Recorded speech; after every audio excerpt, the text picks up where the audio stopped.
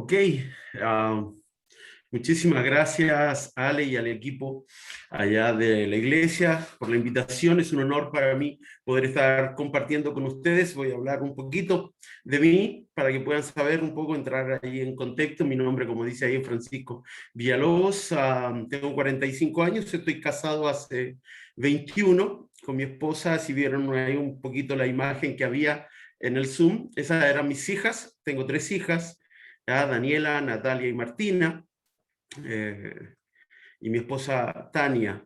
Daniela está estudiando en la facultad donde están estudiando Cintia y Marion. Ella sí está en su segundo año de la facultad, y las otras dos todavía están estudiando. Natalia, que es la del medio, está en su último año de escuela, y Martina todavía le falta un poquito más, tiene 15. Así que esas son mis hijas, y tienen la modalidad de que estudian en casa, o lo que se conoce como homeschool. Desde hace 9 años aproximadamente nosotros hacemos homeschool, así que las niñitas estudiaron siempre desde casa, así que este tema de la pandemia para ellas no fue ni un tema, no les perjudicó en nada sus estudios, porque ya estaban acostumbradas a estudiar de esta forma. Estuvimos como misioneros en Paraguay, Ciudad del Este. Justo Alex estaba hablando un poquito de eso, del tema del Islam. Y sí, ahí en Ciudad del Este, más específicamente, hay mucho árabe en Ciudad del Este, pero la mezquita más grande de Sudamérica está en la ciudad que está al costadito de Ciudad del Este, que se llama Foz de Iguazú. Pueden conocerla por el tema de las cataratas de Iguazú, ¿no? En esa ciudad está la mezquita más grande de Sudamérica del tema Islam, ¿ya? Entonces nosotros conocimos muy de cerca ese tema allá en Ciudad del Este. Y como les digo, estuvimos 10 años ahí, estuvimos apoyando una iglesia allá, y tuvimos el honor de estar ahí, de poder ser parte de ese ministerio en esa ciudad, en ese país, en un país que amamos mucho. Y eh, tenemos mucho de eso. Nuestras hijas, nosotros nos fuimos y las niñas estaban pequeñas. Ya Martina, que es la menor, tenía 4 años solamente cuando llegábamos a Ciudad del Este, entonces para ella es más paraguaya que chilena, y así todos más o menos tenemos, ya pueden saber, 10 años es mucha cultura, mucho tiempo, mucho. Entonces esa vez que Chile tuvo que jugar con Paraguay, ya saben cómo estuvo el tema, un poco complicado. Ya estuvo, acá en casa el ambiente estuvo algo enrarecido por ese tema. No sabíamos si apoyar a Paraguay o apoyar a Chile, o si cuando hacían gol, si lo gritábamos o no lo gritábamos. Bueno, complicado. Y eso, bueno, ahora estoy en la Facultad Teológica. Regresamos el año pasado con la familia. Dios nos trajo de regreso a Chile, y estamos trabajando, adaptándonos en el proceso de volver a estar adaptados a lo que es la cultura chilena. Nosotros prácticamente muy poco vinimos de vacaciones o tiempo de Chile. Prácticamente pasamos todo el tiempo, esos 10 años allá en Paraguay. Entonces se hace difícil volver a este ritmo de acá de Chile. Y yo estoy como profesor en la Facultad Teológica. Fui profesor de Cintia, de Mariam, de Fernanda, y así que quizás si quieren saber algo, no pregunten a ella, porque no va a valer su opinión. Así que, no, sí, sí va a valer, sí, es importante, así que. Pero estoy ahí con ellos, sirviendo al Señor también en esa área ahora. Bien, quisiera compartir con ustedes la palabra del Señor, que es obviamente mucho más importante que, que lo que les acabo de decir. Es importante, pero sin duda Dios, la Biblia, es mucho más importante de nosotros. Es algo que está sobre nosotros, es algo que tiene que ver con mucho más que nosotros. Y nosotros sí tenemos el honor, y esto es algo muy valioso de tener en mente, es el honor que Dios nos da de ser parte de su reino, de la extensión de su reino, de ser parte de que una persona se convierta a Cristo, que salga de su incredulidad, de no entender, y ver cómo eso impacta y cómo eso cambia su vida y cómo inicia un proceso. Eso es algo sumamente maravilloso, y Dios nos permite experimentar ser parte de esa obra que Él hace en el ser humano. Quiero compartir pantalla para ir, para que ustedes vayamos juntos viendo lo que las Escrituras nos hablan acerca de las misiones y de lo que he preparado para compartir con ustedes. Y me agrada que podamos estar participando todos. Ya entonces en las diapositivas que vamos a ir viendo hay pasajes en la escritura ya para buscar. Entonces yo le voy a pedir a ustedes que puedan ir anticipándose a esos pasajes, que puedan ir buscando allá. Entonces cuando lleguemos a ese punto, si alguien lo tiene, me abre el micrófono y dice yo lo tengo y lo lee nomás, ¿ya? Y así todos van participando de esto. Ya, bueno, como pueden ver ahí en la diapositiva hay una imagen o dos imágenes que están fusionadas. Una de ellas dice follow me, o el Señor diciendo sígueme. Es una frase que el Señor utilizó ya para poder estar llamando a sus discípulos. Cuando llamó a los primeros les dijo eso, sígueme. ¿Cierto? A Pedro, a Juan, a Jacobo, a Andrés, en el contexto allá de su trabajo, de su vida cotidiana, él se acercó hasta ellos y le dijo, sígueme. Y en la otra imagen tenemos una respuesta, yo iré. Quiero que comencemos este tiempo teniendo en mente esto, estas dos, que son parte de una sola, el Señor llamando y nosotros respondiendo. Para continuar vamos a orar. Señor, te agradecemos porque un día una persona se acercó hasta nosotros y nos hizo quizás una invitación a una actividad en la iglesia, o se acercó a nosotros en la calle y nos entregó un folleto, o vimos una obra de teatro, o vimos una película, pero alguien, una persona se acercó para hacernos una invitación.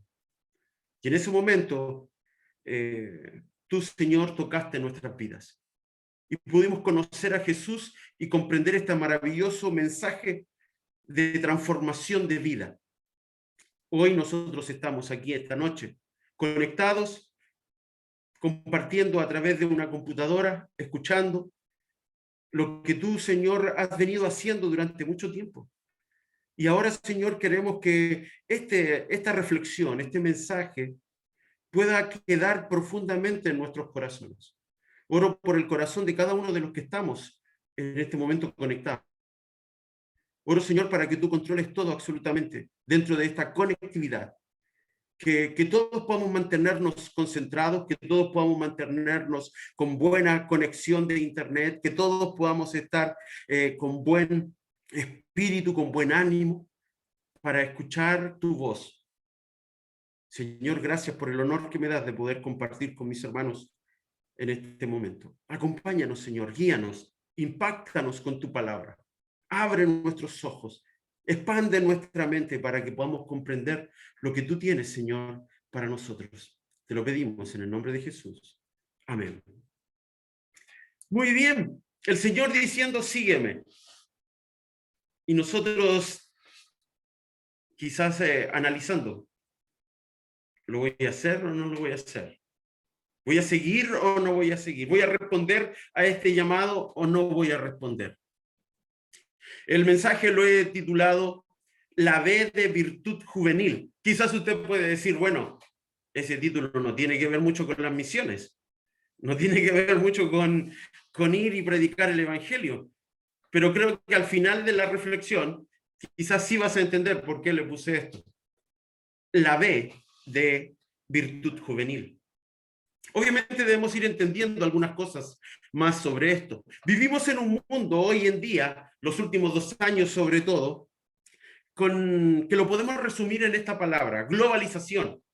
Una palabra que no es de ahora nomás, es algo ya antiguo, ¿cierto? La globalización, ¿qué quiere decir esto? Que todo está conectado. Todo está unido de alguna forma, y nosotros los últimos 2 años lo hemos vivido en cada una de nuestras áreas. Este tema de la pandemia y lo que hemos vivido nos ha llevado a darnos cuenta de la globalización, de la conectividad, de lo importante hoy en día es estar conectado, de la internet. de cómo esto ocupa un lugar importantísimo hoy en día en nuestra sociedad, a tal punto que a veces pensamos de que todo lo que está en la internet es verdad. Y eso nos lleva a preguntarnos, ¿cómo estoy yo en esta conectividad? Hemos vivido cambios profundos y constantes que nos llevan a analizar, que han impactado nuestra vida. La Escritura lo dijo en Isaías y nosotros también hoy lo podemos percibir, donde lo bueno se le dice malo y a lo malo se le dice bueno, donde los valores han ido cambiando, donde las situaciones de vida golpean profundamente nuestra razón, otras golpean el alma, otras golpean nuestras emociones y algunas incluso no tienen sentido para nosotros. Podemos verlo, podemos oírlo, y como esta mañana que amanecimos, y no sé si usted vio las noticias, pero de una gran fiesta allá en el barrio Bellavista, y uno se pregunta, ¿cómo es posible que eso siga ocurriendo? No hay conciencia, no hay razonamiento, no hay reflexión, no hay cuidado propio ni por otros. Y eso golpea nuestras mentes y nos seguimos preguntando, ¿qué pasa con nuestra sociedad? ¿Qué pasa con nuestra vida? Segunda de Pedro, en su capítulo 1, versículo 5, el apóstol Pedro dijo lo siguiente: vosotros también, poniendo toda diligencia por esto mismo, añadid a vuestra fe virtud. A la virtud, conocimiento, y así va a ir agregando más, pero yo me concentro en la palabra virtud. Pero antes de entrar en la palabra virtud, algo que yo me pregunté cuando leí este pasaje, dice, añadid a vuestra fe. Por los años yo conocí al Señor Jesús con mi madre a los 6 años y empecé a asistir con mis padres a la iglesia. Ellos ya asistían a la iglesia cuando formaron su familia y yo siendo parte de ella y después mis hermanos. Y en mi adolescencia, niñez, adolescencia, siempre escuché de que solo uno debía tener fe, que la fe era suficiente. Pero me encuentro con el pasaje de Pedro que me dice que debo añadir a mi fe virtud. Entonces, ¿qué ocurre aquí? ¿Qué pasó? ¿Por qué siempre escuché que fe es suficiente, pero ahora Pedro dice que yo debo añadirle a la fe? Y una de las cosas que debo añadirle es virtud. Obviamente, para poder entender esto debemos ir a la definición de virtud. Busqué una definición y Aristóteles dice lo siguiente acerca de la virtud. La virtud no es una facultad ni una pasión del hombre, sino un hábito que busca la perfección. Eso es lo que dice Aristóteles. Y hay otras más. No quiero indagar más en eso, solo lo pongo como referencia para que podamos entender lo que es la idea de virtud, que tiene que ver con no con una facultad, sino con un hábito. Pero obviamente tenemos que ir a lo que la Escritura nos dice en cuanto a temas de virtud. Y aquí es algo un poco más interesante, un poco más amplio, un poco más que nos lleva a la reflexión personal. El significado bíblico de virtud se refiere a la capacidad y determinación de una persona para definir qué es lo que está bien y lo que está mal. Una herramienta divina que se convirtió en una verdadera base moral para analizar las características y personalidad de las personas, o de las personas, perdón. Al cultivar la virtud, se fortalece la capacidad de distinguir correctamente lo bueno de lo malo y de interpretar y juzgar si determinas que juzgar si determinada acción, actitud o cualidad es correcta o incorrecta. Quizás un poco larga, obviamente más larga que la de Aristóteles, ¿no? Pero si la resumimos, virtud es la capacidad de poder distinguir entre lo que está bien y lo que está mal. Y esto está ligado profundamente con nuestra moral. Tiene que ver con nuestro estilo de vida. Tiene que ver con lo que somos.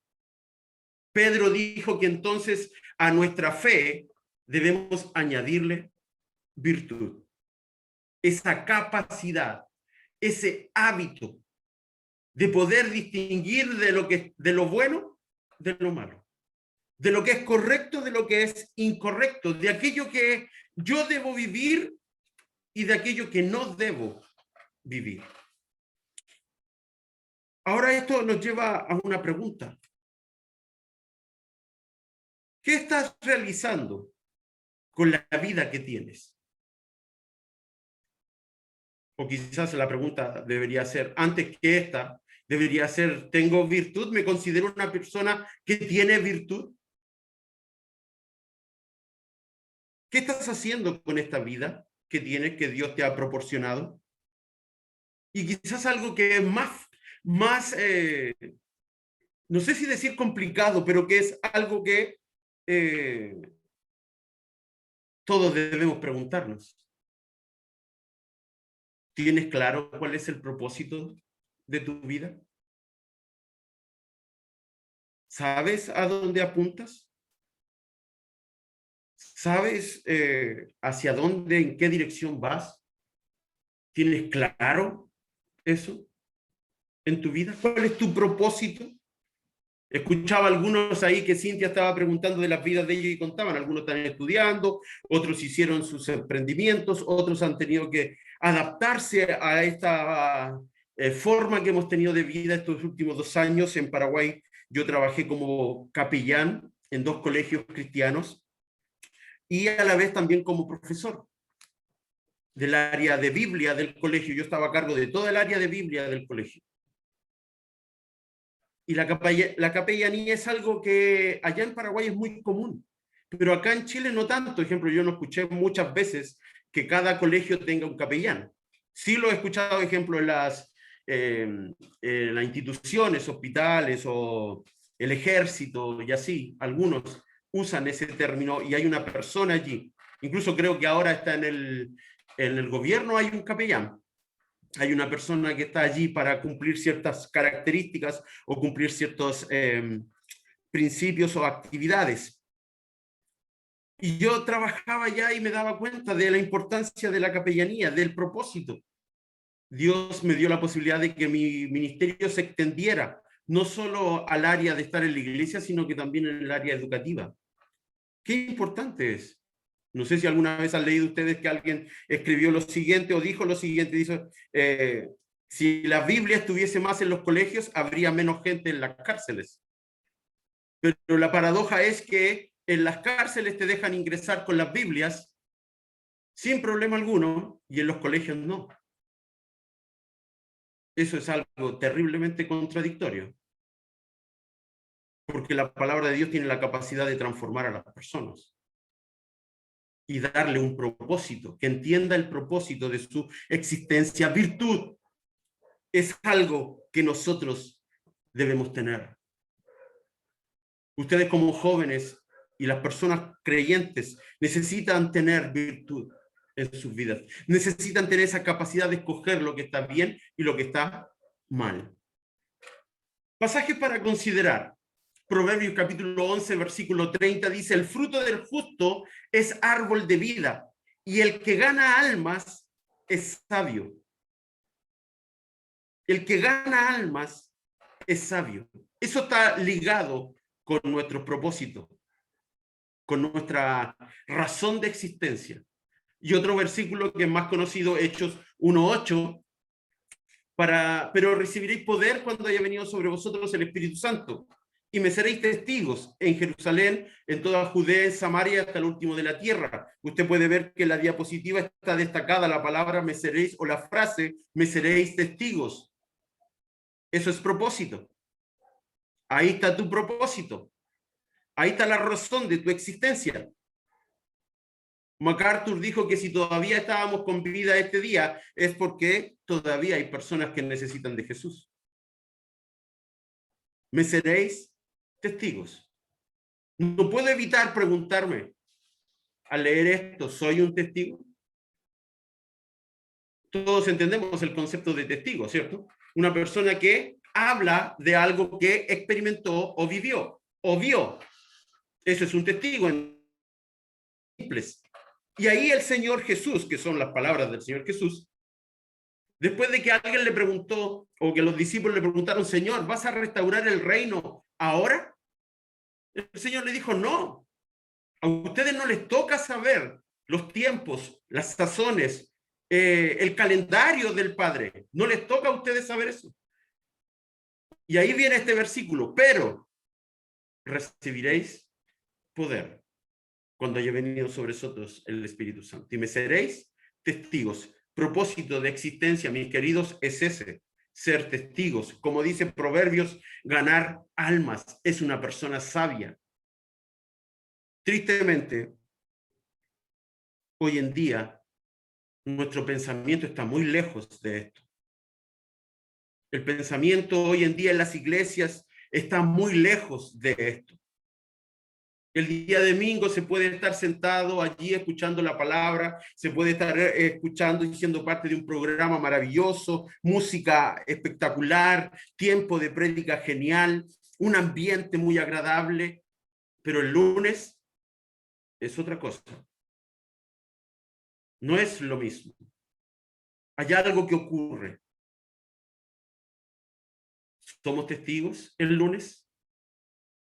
Escuché o alguien dijo, las misiones encantan, pero no consagran. Porque es muy agradable escuchar a una familia. Oramos por 4 familias hace un ratito atrás. Tengo el honor de conocer a una de ellas, de esas familias, que es la familia Luzuriaga. Conozco a Pastor David y conozco a hermana Anita de hace muchísimos años. Y con sus hijos han hecho ministerio. Y nos emociona saber, nos emociona escuchar de ellos, pero ¿qué ocurre con nosotros? Vamos a una conferencia misionera, nos damos cuenta de realidad en el mundo, que hay países que no son alcanzados aún. ¿Sabe? Hay países donde todavía jamás en su vida han escuchado el nombre de Jesús. Jamás en su vida. Nosotros aquí lo escuchamos, hasta lo usamos de balde. Nos golpeamos el dedo y por ahí sale el nombre del Señor Jesús. Nos tropezamos, vemos una imagen en la televisión y hacemos una respiración profunda y decimos, ¡ay, Señor! ¡Ay, Dios! ¿Sabe? Hay gente que jamás ha hecho eso, porque no sabe de Jesús, no sabe de Dios, menos de la Escritura. Ser testigos es parte de nosotros. Quiero que nos concentremos en este versículo. Este versículo está insertado en el capítulo 20 de Hechos, en el contexto que el apóstol Pablo está dando un informe, está hablando de lo que él ha hecho, está casi al final ya del libro de Hechos, está casi al final ya de su tercer viaje misionero, y él está compartiendo esto. Y está haciendo esto, y obviamente por tiempo no podemos indagar en todo el pasaje. Yo le quiero invitar para que usted después pueda leerlo. Pero el versículo 24 dice lo siguiente: pero de ninguna cosa hago caso, ni estimo preciosa mi vida para mí mismo, con tal que acabe mi carrera con gozo y el ministerio que recibí del Señor Jesús, para dar testimonio del evangelio de la gracia de Dios. Y en este versículo quiero quedarme. Y vamos a dividir este versículo en 3. Y vamos a ir viendo una a una de estos. Y aquí donde van a aparecer las B de virtud juvenil. Y los 3 elementos que vamos a ver a continuación son parte o deben ser parte de nuestra vida. No solo obviamente de los jóvenes, le puse jóvenes porque es una reunión de jóvenes, pero obviamente podría acá fácilmente decir que es para creyentes, para todo creyente, joven, señorita, adulto, madre, padre. Y estas 3 tienen que ser parte. Y esta frase que vamos a ver, le puse una sola palabra para resumirla. para que pueda quedar mejor grabado en nosotros. Vamos a... La primera es verdad, y la extraigo de la frase inicial de este versículo de Hechos 20:24. Y aquí yo voy a pedir que se puedan ir anticipando, como decía al inicio. Si pueden ir buscando cada uno, escoger un pasaje y tenerlo listo allí para leerlo, ¿ya? Y así entonces cuando lleguemos, usted abre su micrófono y lo lee nada más, y así vamos compartiendo y todo, si no se hace tan monótona nuestra charla, ¿ok? La frase dice, pero de ninguna cosa hago caso, ni estimo preciosa mi vida para mí mismo. La resumo en la palabra verdad. La primera vez en la virtud juvenil o en la virtud cristiana tiene que ver con la verdad. Y esta verdad allí está en esa frase que el apóstol Pablo dijo. De ninguna cosa hago caso, ni estimo a mi vida para mí mismo. Mi querido, la verdad que nosotros necesitamos tener en cuenta hoy en día es que nuestras vidas no nos pertenecen. Las vidas nuestras le pertenecen a Dios, porque Él nos compró a través de su Hijo Jesucristo. La paga del pecado es muerte, mas la dádiva de Dios es vida eterna en Cristo Jesús. La primera parte de ese versículo que acabo de citar nos condenaba al infierno, y todo ser humano está en esa condición. Pero también la segunda parte del versículo nos cuenta de que Jesús fue enviado por el Padre para dar solución a ese problema. La dádiva, el regalo de Dios es vida eterna en Cristo Jesús. Tenemos otros pasajes que nos hablan de eso, ¿cierto? El mismo Señor Jesús dijo, yo soy el camino, la verdad y la vida. Nadie va al Padre si no es por mí. Todos aquellos que en un momento determinado de nuestras vidas, ya sea hace un año, medio año, 5, 10, 15, no sé cuántos años de creyente tiene usted, pero en ese día donde usted fue confrontado con ese mensaje y con esa verdad, usted entendió que debía dar su vida ya no le correspondía. Mis queridos, nuestras vidas no nos pertenecen. ¿Sabe cuál es lo real aquí? Antes, cuando estábamos sin Cristo, nuestras vidas tampoco nos pertenecían. Nuestras vidas les pertenecían a Satanás. Y ahora cuando conocemos a Jesús, dice que en Juan 1:12 nos dio la capacidad de ser llamados hijos de Dios. Antes no lo éramos. Nuestra vida le pertenece. Pablo está expresando esa idea en este pasaje, pero de ninguna cosa hago caso, ni estimo preciosa mi vida para mí mismo. ¿Por qué puede decir eso él? Porque él tiene claro en su mente que su vida le pertenece a Dios, no a él. Él no se determina a sí mismo qué hacer. Por eso él dice, yo no la estimo preciosa para mí mismo, porque es para Dios. ¿Por qué es esto? Y ahí tenemos el detalle. Fuimos hechos para una misión. Primero, es una continuación de la misión del Señor Jesús. Este pasaje muy conocido, ¿cierto? Mateo 28, 19 y 20. ¿Alguien tiene? ¿Sí? Ok, sí, léalo nomás. Dice 28, 19, 20. Por tanto, id y hacer discípulos a todas las naciones, bautizándolos en el nombre del Padre, y del Hijo, y del Espíritu Santo, enseñándoles que guarden todas las cosas que os he mandado, y aquí yo estoy con vosotros todos los días hasta el fin del mundo. Amén. Muchísimas gracias. Una continuación de la misión. El Señor ya se está despidiendo, está a punto de ascender, ya ha hecho todo lo que debía hacer aquí, y ahora viene esta continuación, y usted y yo podemos ser parte de eso, de esa continuación. Me seréis, o Hechos dice, me seréis testigos, id por todo el mundo. Aquí no está diciendo, vaya por todo el mundo, vaya, continúe con esto, siga esta idea. No se pierda en otras cosas. Continúe la idea. ¿Alguien tiene Ezequiel 33, 8 y 9? Yo, hermano. Ok. Dale nomás. Escucho. ¿Le doy nomás, hermana? Sí. Sí, dale nomás. Ya, Ezequiel 33. Cuando yo dijere al impío, impío, de cierto morirás. Si tú no hablares para que se guarde el impío de su camino, el impío morirá por su pecado, pero su sangre yo la demandaré de tu mano. Y si tú avisares al impío de su camino para que se aparte de él, y él no se apartare de su camino, él morirá por su pecado, pero tú libraste tu vida. Wow, gracias. Esto habla de responsabilidad. Continuación. Para hacerlo bien cortito, si usted tiene un conocido y a ese conocido usted no le ha hablado de Cristo, su familiar, su amigo, su compañero de trabajo, compañero de universidad, de donde usted, si usted tiene al lado ahí y usted no le habla de Cristo, el Señor está diciendo que va a hacerme responsable de esa persona.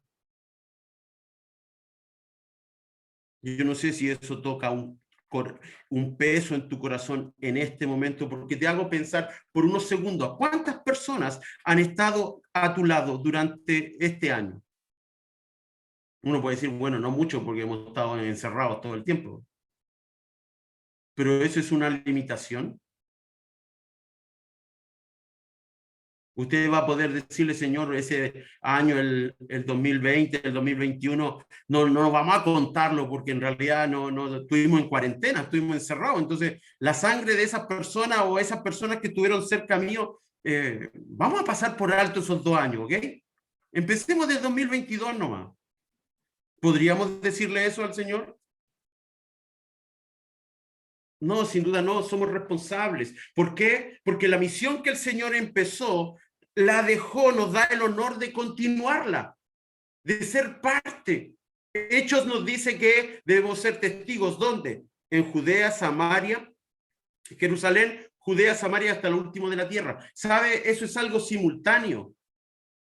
No es algo que yo primero tengo que hacer Jerusalén y cuando ya haya tenido todo Jerusalén, entonces hacer Judea, cuando haya todo Judea, entonces me voy a Samaria y cuando ya esas 3 ciudades están todas evangelizadas, puedo llegar entonces a otros lados. No, el pasaje está hablando de que eso tiene que ser simultáneo en Judea, en Jerusalén y al mismo tiempo en Judea, al mismo tiempo aquí, al mismo tiempo allá. O sea, donde estoy, donde vaya, donde esté parado, si estoy pagando una cuenta, si estoy hablando con alguien, si estoy haciendo una diligencia, si estoy esperando la micro, si estoy sentado en el metro. Es algo que continúa. Letra B es un privilegio maravilloso. Romanos 10:15. ¿Alguien tiene? Yo lo tengo, hermano. Ok. Dice, ¿y cómo predicarán si no fueren enviados? Como está escrito, cuán hermosos son los pies de los que anuncian la paz, de los que anuncian buenas nuevas. Ok, gracias. Yo le pregunto, ¿usted considera que sus pies son lindos? Cintia se ríe. Bueno, ok. Qué bueno que en este tiempo tenemos que usar zapatos, ¿no? Imagínense en el tiempo donde Pablo escribió eso, donde se usaba comúnmente la sandalia, ¿cierto? Y donde uno podía percibir el pie de todas las personas. Imagínense que en el tiempo del Señor Jesús habían personas esclavos, que cuando alguien llegaba a su casa, lo primero que tenía que hacer era lavar los pies. Caminó no sé cuánto, llovió ese día, wow, un tema ya. Y llegó ahí y y el siervo está ahí esperando, páseme su patita para acá porque le voy a lavar los pies. ¿Se imagina cómo sería que el domingo cuando ya volvamos a la presencialidad y estemos llegando a la iglesia y hayan 2 hermanos allí listos para lavarle los pies? Hermano, sáquese los zapatos nomás porque acá yo voy a lavarle los pies. No ocurre, ¿cierto? No es parte, no está en nuestra mente, como que no encaja esto. Pero si nos contextualizamos, si nos ponemos en el tiempo de donde fue escrito Romanos, en el tiempo del Señor Jesús y los discípulos, y dice que los pies son hermosos, pero son los pies hermosos de los que anuncian el Evangelio.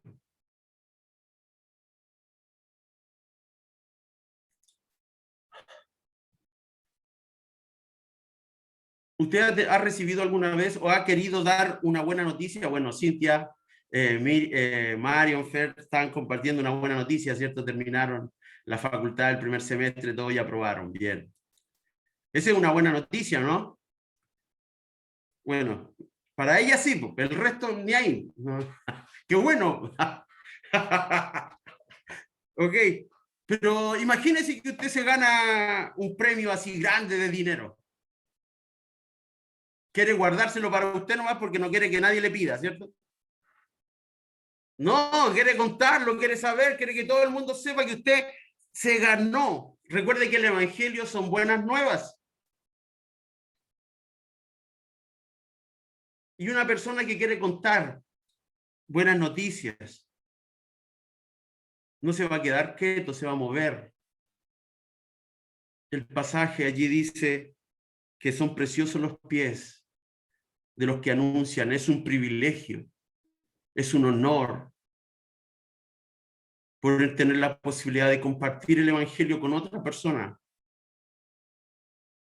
de decirle lo que Jesús hizo en ti. ¿Alguien tiene 2 Timoteo 2, 20, 21? Yo lo Venga, tengo. hermano. Ok.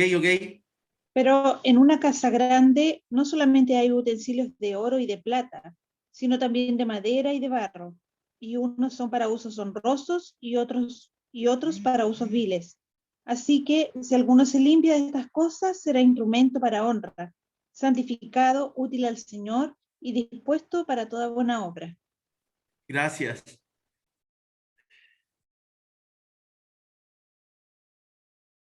¿Sabes? Es un privilegio. La ilustración del alfarero de Jeremías y algo parecido que Pablo está hablando aquí con Timoteo, a mí siempre me impresiona.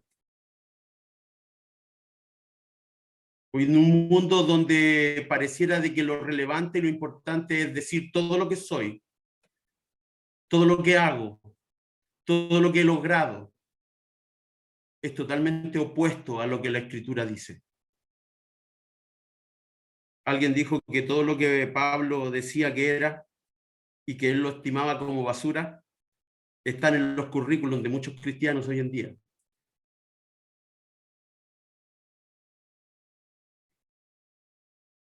No sé si tú quieres ser un instrumento que honre a Dios, que sea honroso. Pablo dijo que tenemos un tesoro en vasos de barro. Somos barro en las manos del alfarero. No somos más que eso. No. Mis queridos, tenemos el honor de ser parte de algo tremendo. Pero preferimos gastar nuestro tiempo en otras cosas. Preferimos invertir la única vida que tenemos en algo que es perecedero, algo que es terrenal, algo que cuando te mueras no vas a poder llevarte. Aquí va a quedar y probablemente va a ser usado por otras personas.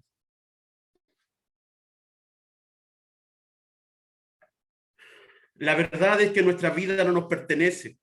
Tenemos la posibilidad de continuar la misión del Señor Jesús. Es un privilegio para nosotros poder ser, porque somos instrumentos en las manos. Podemos traer honra a nuestro Creador.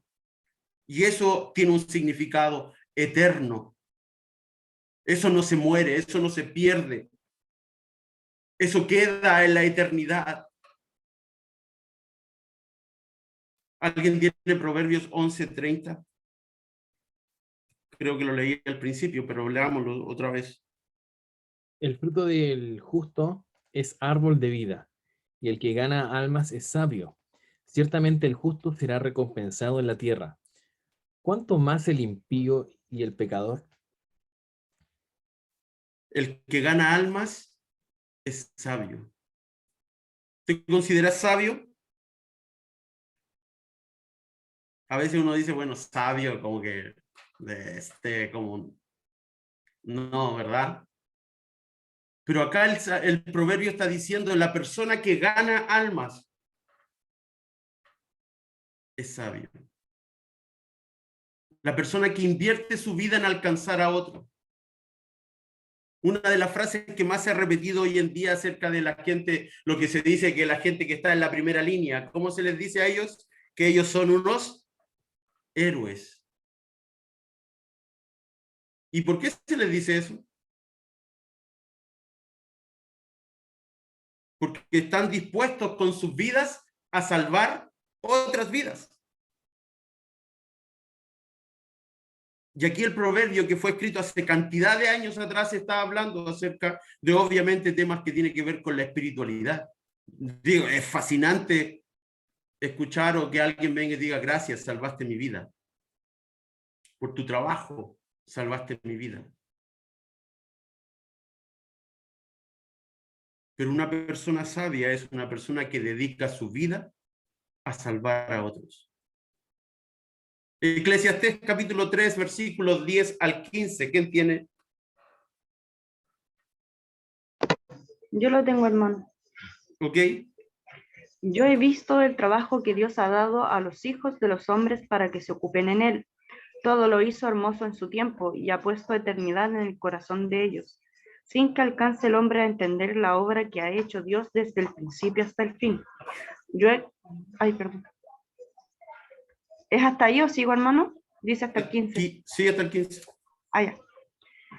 El 12. El 12. Y yo he conocido que no hay para ellos cosa mejor que alegrarse y hacer bien en su vida. Y también que es don de Dios que todo hombre coma y beba y goce el bien de toda su labor.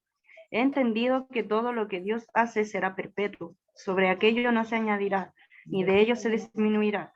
Y lo hace Dios, para que delante de él teman los hombres. Aquello que fue, ya es, y lo que ha de ser, fue ya. Y Dios restaura lo que pasó. Dios tiene un control absoluto de todo.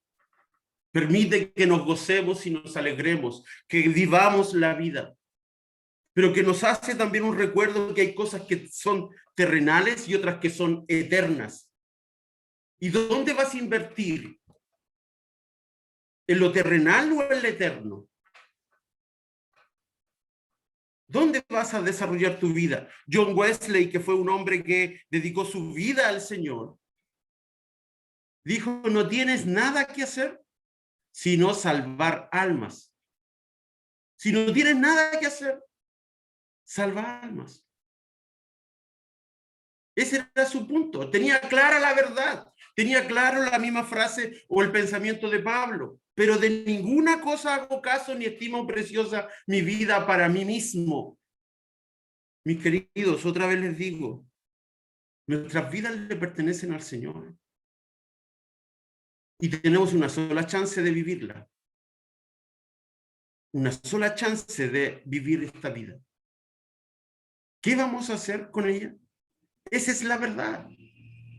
Tenés que decidir, tenés que comenzar a analizar tus acciones, tus decisiones. Debes entender o debes buscar o entender el propósito de tu existencia. Hoy el Señor nos permitió vivir este día. Al analizarlo, ¿mi vida hoy tiene relación con mi propósito? La verdad es esa. De ninguna cosa hago caso, dijo Pablo. Y eso es algo que nosotros también debemos analizarlo. De ninguna cosa hago caso ni estimo preciosa mi vida para mí mismo. Hay algo más grande que es hacer continuar la obra que el Señor Jesús comenzó. Es el privilegio que tenemos y tiene un significado eterno. Esa es la verdad. La segunda B tiene que ver con la vida y nace también en la siguiente frase del versículo de Hechos 20:24. Con tal que acabe mi carrera con gozo y el ministerio que recibí del Señor Jesús. Eso es la vida, es una carrera y esta tenemos que terminarla con gozo. Y el ministerio que recibimos del Señor. Y aquí hay una pregunta ahí en la diapositiva. ¿Por qué cada creyente debe ser un misionero? Bueno, ya Mateo 28 ya lo leímos, Cintia lo leyó para nosotros en la diapositiva anterior. Porque es un privilegio, es un honor, es una continuación. Es el legado que el Señor Jesús nos dejó para que nosotros lo tomemos y continuemos esa labor. Necesitamos seguir desarrollando eso, como orábamos. Hay países donde no se ha hablado de Cristo, hay religiones que están ignorando eso, y veía el número del islamismo que nos mostraron ahí, casi 2.000 millones de personas están en eso, más de 2.000 o cerca de 2.000 millones de personas que tienen una fe depositada en el lugar incorrecto y en la persona incorrecta, y que ellos piensan de que es correcto. Y Satanás está cumpliendo lo que dice ahí Pablo en Corintios, cegando el entendimiento de las personas para que la luz del evangelio no le resplandezca. Pero todavía hay lugares donde ni siquiera el evangelio ha llegado. ¿Por qué cada creyente debe ser un misionero? Porque eso es parte de nuestra vida, es parte, somos testigos, no podemos separarnos.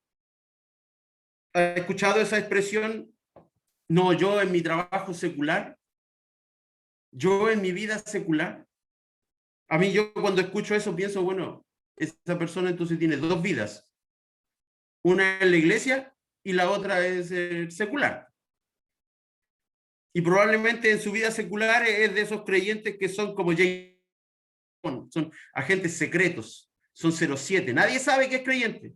Nadie sabe que es evangélico. Nadie sabe que el domingo se va a la iglesia, que el sábado está con los jóvenes. Nadie sabe. Es James Bond del evangelio. No puede ser. Nuestra vida es una carrera y debemos terminarla con gozo. Y el ministerio que el Señor nos dio. Aquí rápidamente vamos a ir mirando. Ya me he ido, ya casi se me fue todo el tiempo, ¿cierto, hermano Ale? Voy a tratar de hacer más cortito, ok. Letra A. ¿Sabe? Si pueden anotar los pasajes, ya sé que ya me pasé la hora, así que... ¿Por qué cada creyente debe ser un misionero? Porque Dios es un misionero. Dios tiene un corazón misionero. Porque de tal manera amó Dios al mundo que ha dado a su Hijo unigénito. Salió de su lugar para venir a otro lugar. Dios envió a su Hijo. Letra B, por eso dice, porque Cristo es misionero. Haya pues en vosotros, dijo Pablo, este sentir que hubo también en Cristo Jesús, no estimando ser igual a Dios. No estimó preciosa su vida, sino que la entregó, la dio, salió de su lugar y se vino a otro. ¿Tenía algún beneficio Jesús aquí en la tierra de ser humano?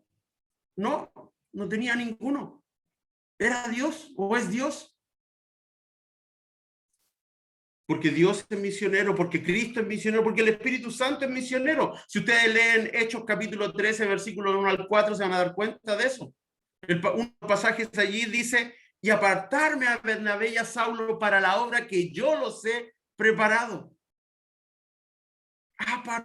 Apártame a esos dos, porque yo les tengo algo diferente. Porque algunos son del que tienen el honor de salir de su lugar e ir a otro país y conocer otra cultura. Pero no todos tenemos ese llamado. Eso significa que no todos entonces debemos predicar el evangelio, no todos debemos ser testigos. Ser misionero es para la élite de la iglesia, para los que son más consagrados, para los que son más espirituales, para los que han leído la Biblia 3, 4 veces en el año, para los que estudian en la facultad, para los que están más cerca del pastor, para los que se van a algún instituto. Para ellos es eso, para el resto de los comunes y mortales como nosotros, no. Esa es la mentira, una de las mentiras más grandes que Satanás ha puesto en la mente de los creyentes. porque en Hechos capítulo 1 no está hablando de un grupo específico de personas. Está diciendo a todos, me seréis testigos. Todos. Todos tenemos una frontera que cruzar, ya sea el cerco o la reja de tu casa para pasar a donde el vecino, o la forma de pensar de tu compañero en la facultad o en la universidad, o ese compañero de trabajo que es difícil de soportar. Todos tenemos algo que pasar, una barrera, una frontera que cruzar. Aparte que el Señor dijo que éramos extranjeros y peregrinos en esta tierra, entonces el tema es que hay algunos que están en esta tierra y piensan que son turistas, no son hijos del Señor, están ahí con sus cámaras, sacando fotos, grabando, mirando todo, disfrutando del paisaje, disfrutando del streaming, disfrutando de las series, está allá sentado, genial, el domingo se va a la iglesia, escucha el sermón, por ahí lo graba, pero parece que son turistas. Y la misión, y el vivir para Cristo, y el propósito de nuestra existencia. Pablo dijo que él quería terminar su carrera con gozo. ¿Cómo quieres terminar tu vida? Hay una iglesia misionera, Hechos capítulo 13, ya la conocen. Una iglesia que estuvo dispuesta a dejar que otros salieran para ir a predicar el evangelio. La letra E dice, porque se nos ha encomendado a nosotros ser misioneros. Mateo, ¿cierto? Ir por todo el mundo, otra vez, un pasaje sumamente conocido. ¿Conocen a Elliot? No, no creo que lo conozcan porque ya está muerto, pero hoy está en la presencia del Señor. Pero él dijo lo siguiente, la voluntad de Dios no te llevará donde su gracia no te pueda sostener. Él fue misionero en Ecuador, en los Caucas, y sabe, él no alcanzó a hacer una gran misión. Él fue asesinado por los indígenas a los cuales él quería predicar el evangelio. Pero él dijo, tenía claro cuál era su carrera y que quería terminarla con gozo. Tenía claro eso. Quería cumplir con el ministerio que el Señor le dio. Y lo terminaron asesinando. Pero su legado no terminó ahí. Usted puede leer el libro Portales de Esplendor que habla sobre él y se da cuenta de que su obra no terminó ahí. ¿Por qué? Porque no es la obra de Elliot, no es la obra de su familia, es la obra de Dios. Y nosotros tenemos la posibilidad de invertir nuestra vida en lo que el Señor tiene para nosotros. Mis queridos, no hay algo en la tierra que pueda dar más satisfacción que experimentar cómo Dios puede transformar la vida de una persona. No existe en la tierra que te dé más satisfacción de hablarle de Cristo a alguien y que esa persona diga, sí, acepto a Jesús. No existe otra satisfacción más grande. Y nosotros la desperdiciamos hablando de series, hablando de películas, hablando de cualquier otra cosa. Y después le decimos buenas noches, que te vaya bien, como si tuviésemos la vida asegurada. Jean Elliot falleció allí en la selva. Él quería terminar su carrera con gozo. Otra de las misioneras impresionantes, Corrie ten Boom, dijo lo siguiente, ya que el diablo no puede hacernos daño, nos hará estar ocupados. Ocupados en nuestra universidad, ocupados en nuestro trabajo, ocupados en nuestros logros, ocupados en nuestra familia, ocupados en conseguir bienes materiales, ocupados de verme mejor, de usar el mejor celular, de ocupar la mejor, todo lo mejor, y allí se nos va la vida en eso. Y Dios llamando, ¿quieres seguirme? ¿Quieres vivir para mí? ¿Quieres avanzar en la vida? No, Señor, estoy muy ocupado como para seguirte. Demasiadas cosas que hacer. Tengo demasiados sueños y anhelos que cumplir. Por último, valor. Hemos visto verdad, hemos visto vida, hemos visto, ahora vamos a ver valor. Valor para dar testimonio del Evangelio de la gracia de Dios. Hay un tema complicado en nosotros con el tema del valor y el precio. Hoy día las cosas tienen un precio, pero no necesariamente tienen un valor. Y eso es lo que está siempre en nuestra mente, porque cuando vemos a alguien con algo nuevo, ¿qué es lo que le preguntamos? ¿Cuánto te costó? Tenemos conflictos serios con el tema de los valores. Y no estamos entendiendo lo que es realmente importante, lo que realmente tiene valor, para dar testimonio del Evangelio, de la gracia de Dios. Eso sí tiene valor, porque su valor no es solo de ahora, del momento, sino que es un valor eterno. Es un valor también que tiene que ver con Cristo, que tiene que ver con su sangre, que tiene que ver con su sacrificio, tiene que ver con su negación para beneficio de otro, tiene que ver con su servicio a otras personas. Eso es valor. Y no tiene que ver con dinero. No tiene que ver con un precio, con un número, con un dígito. Las misiones están en el corazón de Dios. Están allí. Lo vemos graficado en ese pasaje de Mateo 9:36 en adelante, que es un pasaje muy conocido.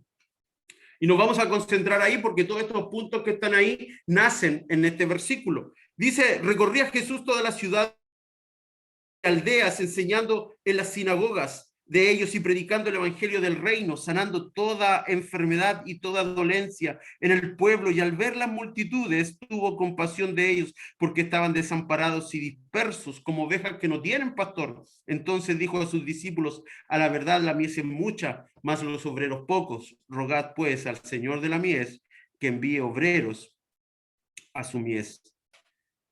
Y de ahí al 10 hasta el 5 también hay un poco allí donde dice, entonces llamando a sus 12 discípulos les dio autoridad sobre los espíritus inmundos para que los echasen fuera y para sanar toda enfermedad y toda dolencia. Salto al 5, a estos 12 envió Jesús y les dio instrucciones diciendo, por camino de gentiles no vayáis y en ciudad de samaritanos no entréis. El Señor da instrucciones. El Señor capacita, el Señor permite que nosotros podamos observar a través de sus ojos.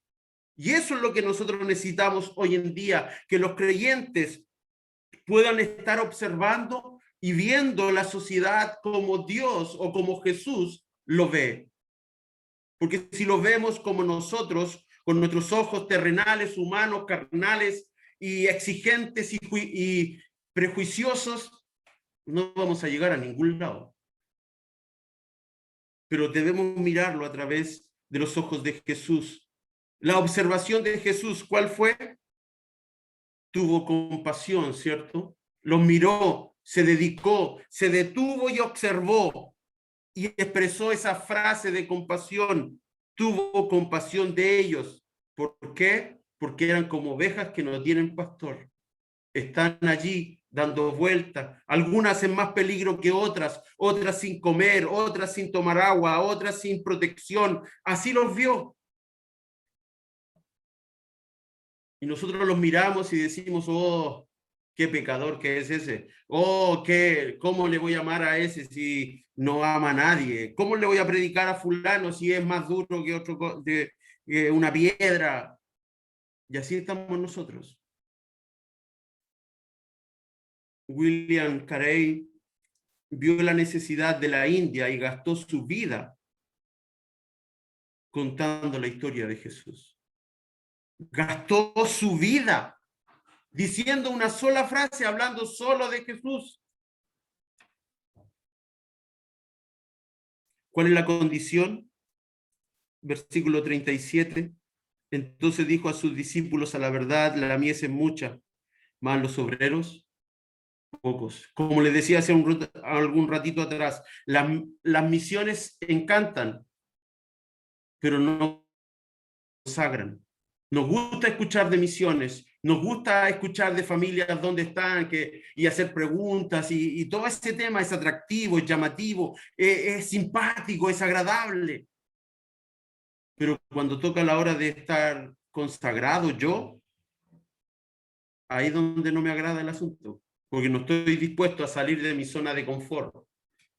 No estoy dispuesto a negarme a mí mismo, a mis sueños y anhelos y cambiar por los sueños y anhelos del Señor, o incluso por los sueños de otras personas. No estoy dispuesto. Me da lo mismo, no tiene que ver con eso. Y ni siquiera oramos, pues ahí veíamos en la diapositiva que hay 3 formas, ¿cierto? De lo que son las misiones. Orar, dar e ir. Ir ya le dijimos que no, ese es para otro, yo no soy ya de eso, me quedo nomás. Ofrendar, bueno, apenas me alcanza para mí, voy a estar dando para otro. Y orar, bueno, a ver si, pero por ahí sí me acuerdo nomás de la familia misionera. Porque si oro, voy a orar por lo que yo quiero. Porque ya las oraciones se transforman en un pedir nomás. Orar, el Señor oró, rogad, le dijo al Señor de la mies. Porque yo no puedo ir, Señor, yo no puedo ir. Pero eso no significa que no voy a orar para que otro vaya. Y luego la acción. Versículo del 1 al 5, el Señor los capacitó y luego los envió. Vayan, vayan. Vayan y compartan su fe, compartan lo que han dicho, ayuden a las personas, preocúpense por otras personas. Otra cita de Corrie ten Boom. No te molestes en darle instrucciones a Dios. A veces nosotros hacemos así, ¿es cierto? Señor, pero si tú me ayudas en este examen, Señor, yo voy a consagrar mi vida a ti, Señor. Señor, pero si yo paso este semestre, Señor, estoy dispuesto a ir a la iglesia. Señor, si tú me ayudas, yo me conecto el sábado a la reunión de jóvenes, sin duda, me conecto. Pareciera que a veces nosotros le tenemos que dar instrucciones a Dios, cuando simplemente debemos reportarnos para el servicio. Señor, aquí estoy. Lo que el Señor necesita es un corazón dispuesto. Otro predicador o otro misionero. Tus días aquí sobre la tierra no son muchos. Ahí está. Tus días aquí sobre la tierra no son muchos. Así que úsalos de la mejor manera posible para la gloria de Dios y beneficio de tu generación. Otro autor o teólogo, A.W. Tozer, dijo lo mismo: nadie tiene derecho a morir si no sirvió a su generación.